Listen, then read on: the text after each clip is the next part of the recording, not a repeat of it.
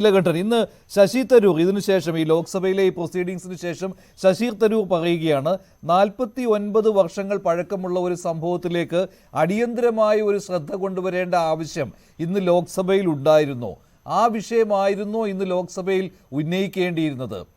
ഇത് ഒരു പ്രത്യേക അജണ്ട വെച്ച് ചെയ്യുകയും അജണ്ടയ്ക്ക് വെളിയിൽ നിന്നുള്ള ഒരു സംഭവം കൊണ്ടുവരികയും ചെയ്തു എന്നാണ് കോൺഗ്രസ് അത് എൻഡോഴ്സ് ചെയ്യുന്നത്.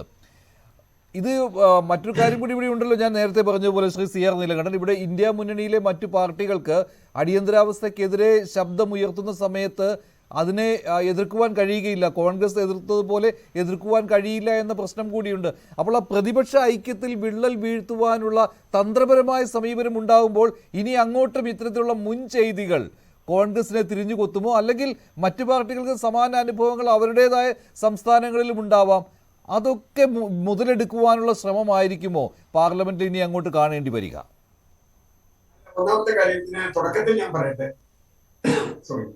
അടിയന്തരാവസ്ഥയിൽ ജയിലിൽ കിടന്ന് അതിനെതിരെ സമരം ചെയ്ത് രാഷ്ട്രീയത്തിൽ രംഗത്ത് വന്ന ഒരാളാണ് ഞാൻ. എന്റെ രാഷ്ട്രീയ പ്രവർത്തനം തുടങ്ങുന്ന അടിയന്തരാവസ്ഥയല്ല, ഞാൻ വിദ്യാർത്ഥിയാണ്.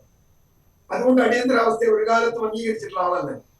അടിയന്തരാവസ്ഥ പ്രഖ്യാപിക്കും. പക്ഷേ അടിയന്തരാവസ്ഥക്കെതിരായി വന്നു, ഇന്ദിരാഗാന്ധി പരാജയപ്പെട്ടു, അതിനുശേഷം ഇവിടെ മറ്റൊരു ഗവൺമെന്റ് ഉണ്ടായി, 42ാം ഭരണഘടനാ ഭേദഗതി 44ാം ഭരണഘടനാ ഭേദഗതി വന്നു, അതിൽ പലതും മാറ്റി. പക്ഷെ 1980 വീണ്ടും ഇന്ദിരാഗാന്ധി അതുപോലെ അധികാരത്തിൽ വന്നു.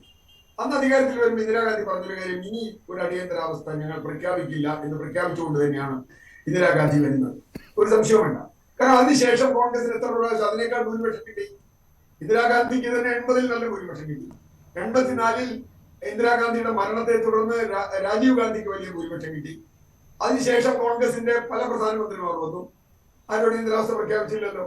അതിനർത്ഥം കോൺഗ്രസിനെ സംബന്ധിച്ചിടത്തോളം ഇനി അടിയന്തരാവസ്ഥ പ്രഖ്യാപിക്കുന്നത് ആത്മഹത്യാപരമാണ് എന്നവർക്കറിയാം. അപ്പോ AK ആന്റണിയെ കുറിച്ച് നമ്മളന്ന് പറയാറുണ്ട്.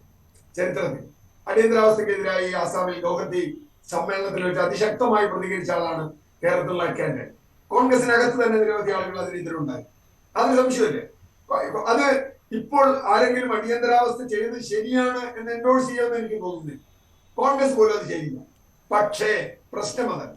പ്രശ്നം മഞ്ജുഷ് ചോദിച്ച രണ്ടാമത്തെ ചോദ്യം, BJP ഇത് പറയുമ്പോൾ ഞാൻ ചോദിക്കുന്നു, ഗാന്ധി വധത്തിൽ ജനുവരി 30-ന് 1 മിനിറ്റ് എഴുന്നേറ്റ് നിൽക്കണമെന്ന് പറഞ്ഞാൽ BJP എന്താ ആത്മാർത്ഥതയിൽ എഴുന്നേറ്റില്ല? BJPക്ക് എഴുന്നേറ്റ് നിൽക്കാൻ പറ്റില്ല. കാരണം അത് വേറെ പ്രശ്നമാണ്, അവർ വേറെ അർത്ഥത്തിൽ കാണും. ബാബറി മസ്ജിദ് തകർത്തെന്ന് ഇത്ര ഇന്ത്യയുടെ മതേതരത്വം തകർത്ത, ഇന്ത്യയിൽ പിന്നെ വലിയ വർഗീയ കലാപങ്ങൾക്ക് വഴിവെച്ച ബാബറി മസ്ജിദ് തകർത്ത ദിവസം ഡിസംബർ 6-ന് ഇതുപോലെ കോൺഗ്രസ് എഴുന്നേറ്റ് നിൽക്കണമെന്ന് പ്രമേയം അവതരിപ്പിച്ചാൽ BJP എന്ത് ചെയ്യും? ഇനി അതവിടെ നിൽക്കട്ടെ, ഇത് ഭിന്നത ഉണ്ടാക്കാനാണെന്നുള്ള കാര്യത്തിൽ യാതൊരു തർക്കമില്ല. ഇന്നിപ്പോ ഈ ദിവസം 50ാമത്തെ വാർഷികമോ 40ാമത്തെ വാർഷികമോ BJP അത് പറഞ്ഞുകൊണ്ടിരിക്കും. അത് ഒരു രാഷ്ട്രീയ തന്ത്രം എന്ന നിലയിൽ അവരത് ഉപയോഗിക്കും. അല്ലാണ്ട് അവരുടെ ജനാധിപത്യത്തോടുള്ള ആത്മാർത്ഥയൊന്നുമല്ല, ഞാൻ അതൊന്നും പറയുന്നില്ല. ഇപ്പോൾ അന്നത്തെ അടിയന്തരാവസ്ഥ ഇല്ല എന്നുള്ളൂ. നിരവധി കാര്യങ്ങൾ ഒരു വിചാരണയും ഇല്ലാതെ 10,000-കണക്കിന് ആളുകൾ ഇപ്പോൾ ജയിലിൽ കിടക്കുന്നുണ്ട്. അന്ന് DIR-ഉം മിസ്സയുമായിരുന്നുവെങ്കിൽ ഇന്ന് UAPA-യും മറ്റ് ദേശരക്ഷാ നിയമങ്ങളുമാണ്. ഇന്ദിരാഗാന്ധി അന്ന് പറഞ്ഞതും ദേശരക്ഷയ്ക്ക് വേണ്ടി ഇവരെ ജയിലിലിട്ടുന്ന, ഇപ്പോൾ മോഡി ഗവൺമെന്റ് പറയുന്നതും ദേശരക്ഷയ്ക്ക് വേണ്ടിയാണ് സുധാ ഭരദ്വാജിനെ അടക്കമുള്ള നിരവധി ആളുകളെ ജയിലിലിട്ടത്. ഇപ്പൊ അവസാനമാണ് സായിബാബ പുറത്തു വന്നത്. ഞാൻ പറഞ്ഞു വന്നത്, ഇത് രണ്ട് തരത്തിലാണ്. ഇന്നിപ്പോ ഒരാൾക്ക് ഒരു അടിയന്തരാവസ്ഥ പരസ്യമായി പ്രഖ്യാപിക്കാൻ ഇന്ത്യയിൽ ഒരു ഭരണാധികാരിക്കും കഴിയില്ല. അതിന് കാരണം 77 ജനങ്ങൾ തിരിച്ചറിഞ്ഞ് അതിനോട് പ്രതികരിച്ചതാണ്. അപ്പോൾ അതിന്റെ അർത്ഥം ഈ അടിയന്തരാവസ്ഥയുടെ ഓർമ്മകൾ ഇപ്പോൾ അത് പുറത്തെടുക്കേണ്ട എന്നുള്ളതാണോ? ഈ ലോക്സഭയിൽ ഇത്ര താങ്കൾ നിലപാട് പറഞ്ഞില്ല. അല്ല മഞ്ജുഷേ, ബാബറി മസ്ജിദ് തകർത്തത് ഉന്നയിക്കാം, ഗാന്ധിയെ വധിച്ചത് ഉന്നയിക്കാം, ഇന്ദിരാഗാന്ധിയെ വധിച്ച ദിവസം ഉന്നയിക്കാം. ഇന്ദിരാഗാന്ധി ഇന്ത്യയുടെ പ്രധാനമന്ത്രി ആയിരിക്കുമ്പോ അവരെ വധിക്കുക എന്ന് പറയുന്നത് ഒരു ദേശദ്രോഹ പ്രവർത്തനമാണ് എന്ന് BJP അംഗീകരിക്കുമെന്ന് എനിക്കറിയില്ല. ആ ദിവസം ഇവർ എഴുന്നേറ്റ് നിന്നാൽ എന്തായിരിക്കും കോൺഗ്രസ് പറഞ്ഞാൽ എന്തായിരിക്കും മോഡിയും BJPയും ചെയ്യുക എന്നുള്ളത് നമുക്ക് അന്വേഷിക്കേണ്ട കാര്യമാണ്. അവിടെ നിൽക്കട്ടെ. ഞാൻ ചോദിക്കുന്ന ഒരു കാര്യം, നമ്മുടെ ഇപ്പൊ ഭരിക്കുന്ന BJPക്ക് പോലും ഭൂരിപക്ഷം ഒരു മുന്നണിയാണ് ഭരിക്കുന്നത്. ആ മുന്നണിയിൽ വ്യത്യസ്ത നിലപാടുകളുള്ള കക്ഷികൾ. ഞാൻ ഏറ്റവും എളുപ്പത്തിൽ ഉദാഹരണം പറയാം. ജാതി സംവരണം വേണം എന്ന് കോൺഗ്രസ് ഒരു പ്രമേയം അവതരിപ്പിച്ചാൽ എന്തായിരിക്കും JDU നിലപാട്, എന്തായിരിക്കും TDPയുടെ നിലപാട്, എന്തായിരിക്കും പസ്വാന്റെ പാർട്ടിയുടെ നിലപാട്?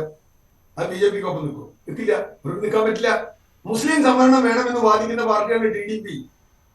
മുസ്ലിം സംവരണം വേണമെന്ന് അതിനെ എതിർക്കാത്ത ഒരു പാർട്ടിയാണ് JDU. അങ്ങനെ ഒരു പ്രമേയം വന്നാൽ എന്ത് ചെയ്യും? തീർച്ചയായിട്ടും കോൺഗ്രസ് ഏത് രാഷ്ട്രീയ പാർട്ടിയും അങ്ങനെ ശ്രമിക്കാം. അത് ശ്രമിക്കുന്നതിന് തെറ്റൊന്നുമില്ല. അത് അവരുടെ എത്തിക്സ് അനുസരിച്ചാണ്.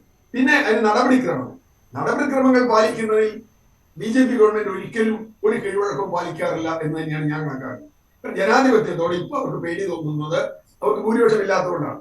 നേരത്തെ പറഞ്ഞല്ലോ 400 സീറ്റ് കിട്ടിയാൽ ഞങ്ങൾ ഈ ഭരണഘടന മാറ്റും, ഇതിലെ മതേതരത്വം മാറ്റും, ഇതിലെ മറ്റത് മാറ്റും, മറിച്ചത് മാറ്റും, ഇതിലെ മൗലികാവകാശങ്ങൾ മാറ്റും എന്നൊക്കെ പ്രസംഗിച്ചവരുണ്ട്. മനുസ്മൃതി പോലെയാകും എന്നൊക്കെ പറഞ്ഞവരുണ്ട്. BJP തന്നെയുണ്ട്.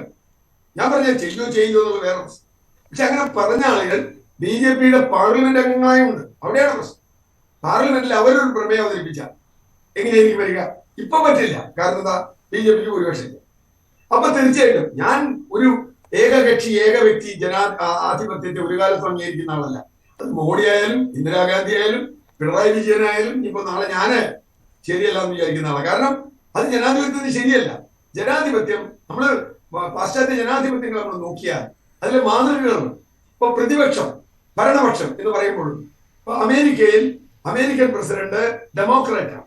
അദ്ദേഹം ഒരു ബില്ല് അവതരിപ്പിച്ചാൽ ചിലപ്പോൾ ഡെമോക്രാറ്റുകൾ തന്നെ അതിനെ എതിർക്കും, ചിലപ്പോൾ റിപ്പബ്ലിക്കന്മാർ അതിനെ സപ്പോർട്ട് ചെയ്യും. അതുപോലെ തന്നെയാണ് ബ്രിട്ടീഷ് പാർലമെന്റിൽ. കാരണം ജനാധിപത്യം മെച്യൂർഡ് ആയ സ്ഥലങ്ങളിൽ അത് സാധ്യമാണ്. എന്താ കാര്യം? അവിടെ പാർട്ടി മാത്രമല്ല, ആശയപരമായി ഒരു ഡെമോക്രാറ്റ് എന്ന് പറയുന്നത് ഒരു റിപ്പബ്ലിക്കൻ എന്ന് പറയുന്ന ആളുകളിൽ പോലും വളരെ വ്യത്യസ്തമായ നിലപാടുകൾ ഉണ്ടാവും. അതാ ജനാധിപത്യം. ഞാനൊരു പാർട്ടി പെട്ടുപോയി അതുകൊണ്ട് എന്റെ പാർട്ടി പറയുന്നത് മുഴുവൻ ശരി, എന്റെ നേതാവ് മുഴുവൻ പറയുന്നത് ശരി എന്ന് പറയുന്നതല്ല ജനാധിപത്യം. അതുപോലെ കൂടുതൽ എണ്ണമുള്ളവർ ഭരിക്കും, ഭരണാധികാരവും. തീർച്ചയായിട്ടും ഇന്നിപ്പോ സ്പീക്കർ തെരഞ്ഞെടുപ്പ് വന്നു. സ്പീക്കർ തെരഞ്ഞെടുപ്പ് വരുമ്പോൾ തീർച്ചയായും ഭൂരിപക്ഷം അവർക്കുണ്ട്, ഒരു ജയിക്കും. പക്ഷേ പ്രതിപക്ഷം സ്പീക്കർ സ്ഥാനാർത്ഥി നിർത്തുന്നതിന് മുമ്പ് നിർത്തിയിട്ടുണ്ട്. ചിലപ്പോൾ വളരെ അപൂർവമായി നിർത്തിയിട്ടുണ്ട്. ഡെപ്യൂട്ടി സ്പീക്കർ പ്രതിപക്ഷത്തിന് കൊടുത്തിട്ടുണ്ട്. 16ാം ലോക്സഭയിൽ പ്രതിപക്ഷം അല്ലെങ്കിൽ പോലും DMK കൊടുത്തിട്ടുണ്ട്. ശരിയാണ്. ഇത്തവണ അങ്ങനെ ഒരു കീഴ്വഴക്കം ഉണ്ടായിട്ടുമില്ല. ശരി, ശ്രീ CR നീലകണ്ഠൻ.